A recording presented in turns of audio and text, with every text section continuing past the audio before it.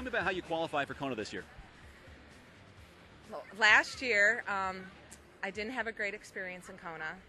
I ended up walking the marathon. I had a lot of issues. And so as I was walking my marathon, probably at mile 16, I thought, I wonder if I can get an Ironman Arizona, which was 6 weeks later. So I had some connections, got an Ironman Arizona in November, won my age group there, and I qualified myself for this year. Since you've raced here before, how do you prepare for these conditions? Is Colorado advantageous for training for Kona? I think Colorado's the best place to train for an Ironman because we live at altitude.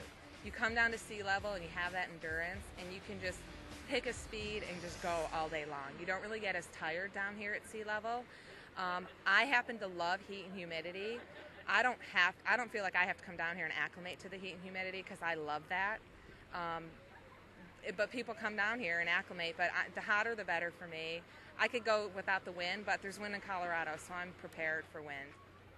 Now, you're an amateur, Wendy, but you could easily qualify for pro. What are the pros and cons of being a professional, and do you want to be a professional? You know, ever since I did my first Ironman in 1997, I wanted to be a professional triathlete.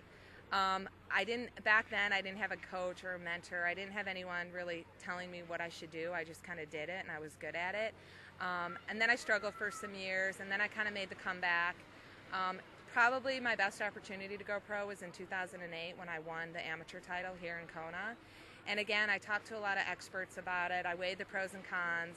And there's two main reasons I didn't go pro after '08.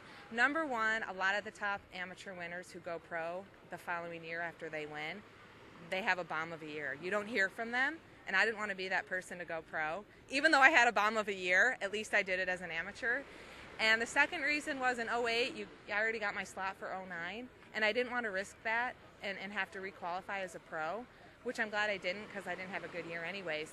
And then I'm on a team now, and I think, all the benefits of being a pro, being on Team Timex, that I'm kind of set up that I don't see any other benefit of being a pro because I think it would add a lot of extra pressure to myself, which it did last year, and I wasn't pro.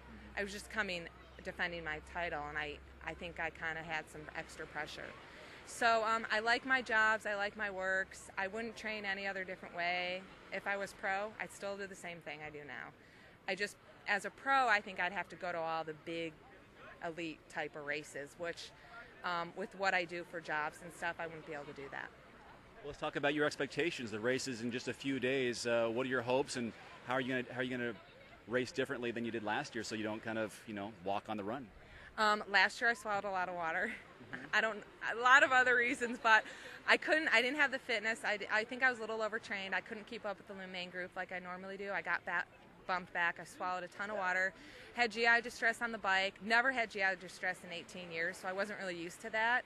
And because of all that, what happened to me on the bike, I just didn't have anything for the run. I was totally depleted starting that run. Plus, I was injured all year, so having the injury made it a little bit easier to walk the marathon, even though the GI was what caused it. This year, I started training later. I'm a lot stronger even than I was in '08. Number one goal is to finish as fast as I can so I can have more time to celebrate. Yeah. So that's the goal. That's what I'm going to do. Can you describe what it's like to come down at Lee Drive? Whether you walk or run the marathon, it's a different experience, but it's both awesome. Last year, again, I walked up until mile 25, and I ran that last mile. And at that point, I didn't care. The day was forgotten because I got to run down a Lehigh Drive and finish.